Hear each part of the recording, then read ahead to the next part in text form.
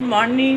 তোমরা ভাবছো সোমাদি সকাল সকাল এত সেজে, কি ব্যাপার? সোমাদি তো একটা নাইটি পরে পাকা চুল নিয়ে বসে পড়ে আমাদের কাছে, আজকে আবার হঠাৎ লিপস্টিক লাগিয়ে শাড়ি পরে কেন?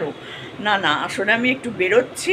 আমাদের এনজিওর একটা প্রোগ্রাম আছে, এনজিওর প্রোগ্রাম না, অন্য একটা প্রোগ্রামে আমরা ইনভাইটেড, সেখানে যাব।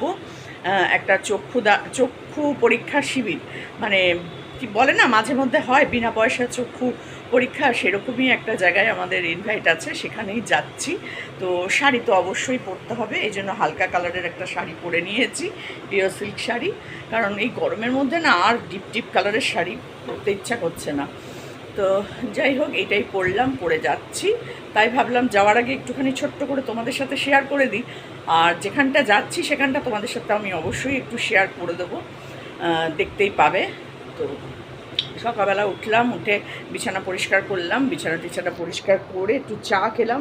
আগে তো উঠেই আমি ওষুধ খাই, ওষুধ খেয়ে নিলাম, নিয়ে বিছানা পরিষ্কার করলাম, বাসি ঘর ঝাঁট দিলাম, দিয়ে তারপরে তো চান করলাম। চান করে ঠাকুরকে জল দিইনি যদিও, চা খেলাম। চা খেয়ে আমি তো জানি এসে আবার আমাকে স্নান করতে হবে, কারণ যা বাইরে গরম থাকবে।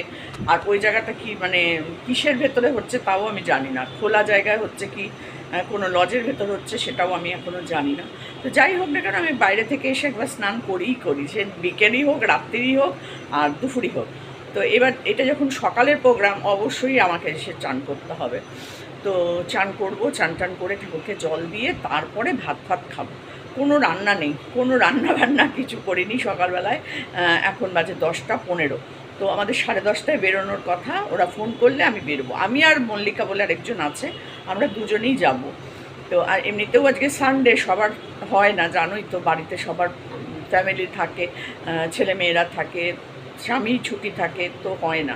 তো আমি একদম ফ্রি মানুষ, জানোই। আর মল্লিকারও একটা ছোট্ট মেয়ে। তো যাই হোক, ও আর আমি দুজন, ও একটা দায়িত্বে রয়েছে আমাদের এনজিওর, সেজন্য ওকে যেতেই হবে। তো সে কারণে ও আর আমি দুজনে মিলে যাচ্ছি। তারপর বিকেলে আবার পড়ানো আছে, জানি না পড়ানোটায় আর আমাকে যেতে হবে কি হবে না, কারণ আমি এখানে যাচ্ছি তো। আর তারপরে এসে আবার পড়াতে যাওয়া মনে হয় না আমার পক্ষে সম্ভব হবে। তো যাই হোক, যদি হয় বেরোবো, না হলে ঘরেই থাকবো। তো চলো, আজকে ওয়েদারটা কিন্তু দারুণ, যাই বলো তাই বলো, একদম মন খুশ করে দিচ্ছে। আর আমি তো আজকে এখন বেরিয়ে যাচ্ছি, না হলে এই জানলাগুলো খুলে দিতাম, আর হাওয়াতে একদম হুড়ুড়ে হাওয়া, ফ্যান চালাতে হতো না, এই ঘরে এত হাওয়া। তো যাই হোক, আজকে মনে হচ্ছে এসির খরচটা বাঁচবে, কারণ এত হাওয়ায় আমি তো অন্য কোনো ঘরে যাবো না, এই ঘরেই সারাদিন থাকবো। তো কখন ফিরবো তার উপরে সব কিছু নির্ভর করছে। তো চলো, আমার সাথে তোমরাও বেরো। তো আমরা পৌঁছে গেছি যেখানে তোমার চক্ষু পরীক্ষার শিবির হয়েছিল, সেখানে। এই যে দেখো, আগে একজন যাচ্ছে, ও আর আমি দুজনে মিলে গেছিলাম। ও হচ্ছে মল্লিকা, ও আর আমি দুজনে মিলে গিয়েছিলাম। এটা হচ্ছে লোকনাথ বাবা আশ্রম। তো এটাও ইছাপুরে 4 নম্বর প্ল্যাটফর্ম থেকে বেশ খানিকটা যেতে হয়। তো এখানে আমরা চলে এসেছি, এখানে হচ্ছে এখন চক্ষু পরীক্ষা কেন্দ্র। তো আমরা আমাদের এখান থেকে ইনভাইট ছিল আমাদের, তাই জন্য আমরা গেছিলাম। আর এখানে দেখো কিছু গাছ আছে, এই গাছগুলো প্রত্যেককে ওরা দিয়েছে। তো এই দেখো, এখানে সবাই লাইন দিয়েছে ইসিজি করানোর জন্য। এখানে ফ্রিতে ইসিজিও হচ্ছিল, তারপর ব্লাড টেস্টও হচ্ছিল, ইসিজি হচ্ছিল। এই যে দেখো, এখানে মেয়েরা এসেছে, এরা গ্যালাক্সি হসপিটাল থেকে এসেছিল। সেই হসপিটালে কদিন আগে আমরা গেছিলাম, সেখানে ব্লাড ডোনেশন ক্যাম্পে গেছিলাম। আর এটা হচ্ছে লোকনাথ বাবার আশ্রম, তাই লোকনাথ বাবাকেও একটু দেখিয়ে দিলাম। আর এই যে এনারা হয়েছে আর কি, কর্মকর্তারা। তো এখানে দেখো সবাই বসে আছে, আমরাও এই সাইডে বসেছিলাম, এই ফ্যানটার পাশেই আমি বসেছিলাম। প্রচণ্ড গরম। তো আমিও ভাবছিলাম যে একটু কি চক্ষুটা আমার পরীক্ষা করে নেব, কিন্তু না, সেটা আর করালাম না। তো এটাও তোমাদের সাথে একটুখানি শেয়ার করে দিলাম জায়গাটা, কারণ ভালো জিনিস শেয়ার করতে আমার ভীষণ ভালো লাগে। তো দেখো, আমাদেরকেও একটুখানি এই যে গাছ আমাদের হাতেও তুলে দিয়েছিল, আমরা গিয়েছিলাম। আর এখানে হচ্ছে চক্ষু পরীক্ষা, ওখানে হচ্ছিল ইসিজি, ব্লাড টেস্ট, আর এইখানে হচ্ছে আই ক্যাম্পটা। এই যে এখানে দেখো, দুজন তিনজন ডাক্তার এসেছিলেন, তারা দিচ্ছিলেন। আর এইখান থেকে আমাদেরও একটা গাছ দিয়েছিল। ফেরার পথে স্টেশনে প্ল্যাটফর্মে একজন বয়স্ক মানুষ দেখো ঝুঁকে পড়ে ঘুমিয়ে পড়েছে, তার সামনে কিন্তু কিছু পাঁপড় রাখা ছিল। আমার এত কষ্ট হচ্ছিল, আমি দাঁড়িয়ে পড়েছিলাম, যেতে পারলাম না। আমি ওনাকে বলছিলাম যে উঠে গিয়ে অন্য কোথাও বসতে।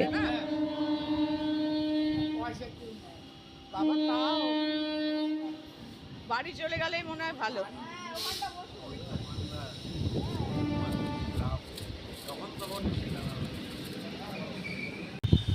দেখছো ঝড়ের চোটে আমার জানলা দুমদাম বন্ধ হয়ে যাচ্ছে।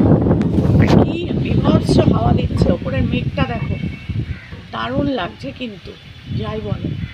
আর ওয়েদারটা একদম মানে দারুণ হয়ে গেছে, গুড়ি গুড়ি গুড়ি গুড়ি বৃষ্টি শুরু হয়েছে। আর আমার বড় মেয়েরা এই সময় বেড়াতে গেছে, এখন ওরা সুইমিং পুলের মধ্যে রয়েছে। আমাকে এইমাত্র ভিডিও কল করে দেখালো। বনবিথি রিসর্ট, কলকাতার খুব কাছেই বনবিথি রিসর্টে গেছে ওরা। বলছে মা এই যে ওয়েদারে জলে নেমেছি না, এত ভালো লাগছে। আমি বললাম ইস সেই সময় দীঘা যেতে হতো, সমুদ্রের জলে অবশ্য নামতে দিত না, একদমই যেতে দিত না, কিন্তু ওয়েদারটা কিন্তু দারুণ লাগতো যাই বল। আমার তো ভীষণ যেতে ইচ্ছা করছে। দেখো কি সুন্দর লাগছে।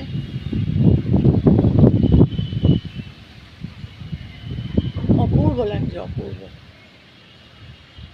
একটু হাওয়াটা এখন আমার কমে গেল, কিন্তু আর গাছে যে আমগুলো আছে না, ওই যে দেখো ওই গাছটা, এই গাছটা ভর্তি আম।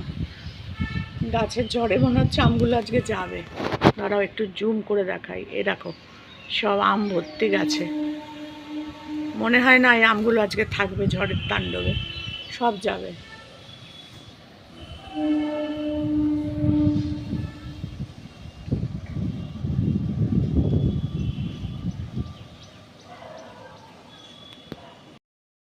মনোমোর মেঘের সঙ্গী উড়ে চলে দিক দিগন্তের পানে, নিঃসীম শূন্যের শ্রাবণ বর্ষণ সঙ্গীতে, রিমিঝিম রিমিঝিম রিমিঝিম। পাঁচতলার ওপরেও যে কিভাবে রিমেল আসতে পারে তা তোমরা ভাবতেও পারছো না। আমার অবস্থা দেখো, পুরো জলে ভর্তি।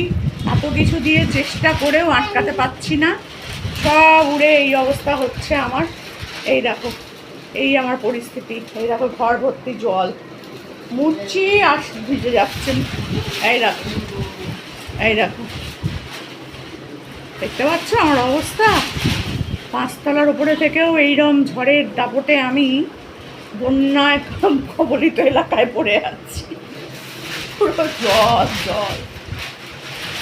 আর এই প্লাস্টিক অনেক চেষ্টা করেছি বাঁধার, কিন্তু সে এই অবধি এসে লাস্ট অবধি দাঁড়িয়েছে। অনেক চেষ্টা করেছি, এই দেখো সব দিয়ে চেষ্টা করেছি, কিন্তু এই প্লাস্টিক আটকাতে পারছি না। এত হাওয়া দিচ্ছে যে আমি এই প্লাস্টিক আটকাতে পারছি না। আমার পরিস্থিতি দেখে তোমাদেরকে একটুও কষ্ট হচ্ছে না বলো তো? মানে মানে কি বলবো, এত তাণ্ডব এত তাণ্ডব, আমার ভিডিও করতে পারার মতো পরিস্থিতি নেই। তো ভিডিওটা আমি এখানেই শেষ করে দিলাম। তারপর জানি না সারা রাত্রির কী হবে না হবে। তো অবশ্যই তোমরা সাথে থেকো, পাশে থেকো। আর যদি বেঁচে থাকি আমিও তোমাদের সাথে থাকবো, পাশে থাকবো। তো রিমালের জন্য এখন আমরা ওয়েট করছি। এখন বেশ ভালো মতন হাওয়া ঝড় শুরু হয়ে গেছে। আর ভিডিওটা আমি এখানেই শেষ করে দিলাম। যদি ভালো লাগে তাহলে অবশ্যই লাইক কমেন্ট করতে ভুলে যেও না। সাবস্ক্রাইব জানি না তোমরা করবে কি না, অবশ্যই করে দিও।